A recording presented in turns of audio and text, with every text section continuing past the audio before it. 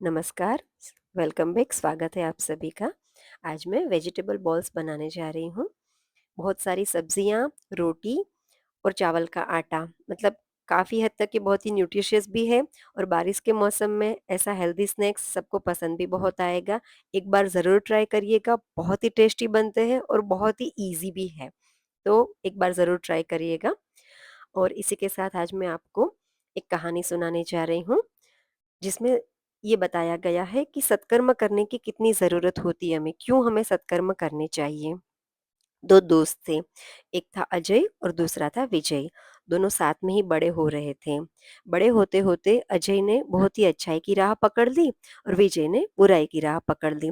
फिर भी दोनों साथ में ही रहते थे, कभी-कभार मिल जाते थे। पर अजय की लाइफ में परेशानियाँ खत्म ही नहीं हो रही थी और विजय की लाइफ में परेशानियाँ शुरू ही नहीं हो रही थी। उसको कहीं न कहीं से कुछ न कुछ फ़ायदे मिल ही जाते, कोई उसका कुछ बिगाड़ भी नहीं पाता। और अजय को बहुत मेहनत करने के बाद भी बहुत मुश्किल से कुछ ही पैसे मिलते, मुश्किल से उसका घर चलता। ये सब चीज़ें चल रही थी। एक दिन विजय ने अजय से पूछा कि देख, मैं कभी भी किसी के बारे में इतना कुछ अच्छा सोचता नहीं हूँ जितना कि तू सोचता है। मैं नीति प्रामाणिकता की मार्ग पे चलता हूँ। फिर भी मेरी लाइफ इतनी अच्छे से चल रही है और तू इतनी मेहनत करता है, इतनी अच्छाई की राह पे चलता है, फिर भी तेरी लाइफ में से मुसीबतें खत्म नहीं होती है। अभी भी बोल रहा हूँ, छोड़ दे ये अच्छाई की राह और आजा मेरे साथ, बुराई की राह पकड़ ले।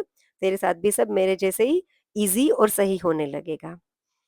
अजय ने सोचा कि बात तो ये सही कर रहा है, मेरी लाइफ में इतनी प्रॉब्लम्स बढ़ रही है और इसकी लाइफ में तो कभी कुछ हो ही नहीं रहा है, कुछ करना चाहिए। अब ये बात वो लोग सोचते हैं। उसी दिन रात को अजय को पैर में ज़ोर से चुभ जाती है और उसको बहुत ही खून निकलता है। और वहीं विजय को एक सोने की थैली मिलती है जिसके अंदर बहुत सारे सोने के सिक्के होते हैं। अब तो अजय और विजय दोनों ही मान गए कि बुराई करने के बाद भी विजय को बहुत ही फायदा हो रहा था और अजय की मुसीबतें खत्म नहीं हो रही थी। दोनों ने सोचा कि गांव के ज्योतिषी के पास चलते हैं और उन्हीं को पूछते हैं कि ऐसा क्यों हो रहा है। क्या अजय की अच्छाई का मार्ग ही जो है वो गलत है क्या? तो दोनों दूसरे दिन जाते हैं ज्योतिषी के पास। ज्योतिषी से पूछते हैं कि ऐसा हो रहा है हमारे साथ और हमें क्या करना चाहिए।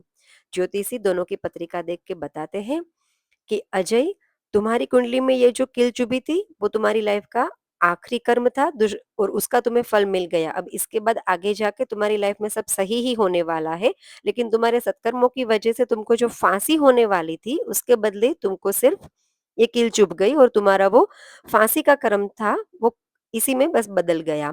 और विजय को बताते हैं कि तुम्हारे भाग्य में तो बचपन से ही राजयोग था, लेकिन तुम जो बुराई के मार्ग पे चलते जा रहे हो ना, इसी की वजह से तुमको राजयोग के बदले ये छोटी-छोटी खुशियाँ मिल रही है और ये सोने की जो थैली है वो तुम्हारा आखिरी सत्कर्म का फल था। अब इसके बाद से तुम्हारे साथ ऐसा कुछ अच्छा होने वाला नहीं है।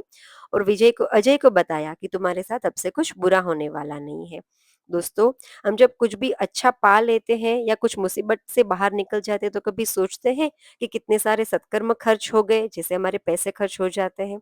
जैसे पैसों को वापस कमा लेते हैं, वैसे सत्कर्मों को भी वापस कमा लीजिए। लाइफ बहुत छोटी-सी है, कभी भी कुछ भी हो सकता है। कुछ भी अगर आपको कहने योग्य लगे तो कमेंट में ज़रूर बताइएगा। Thank you for watching. Bye.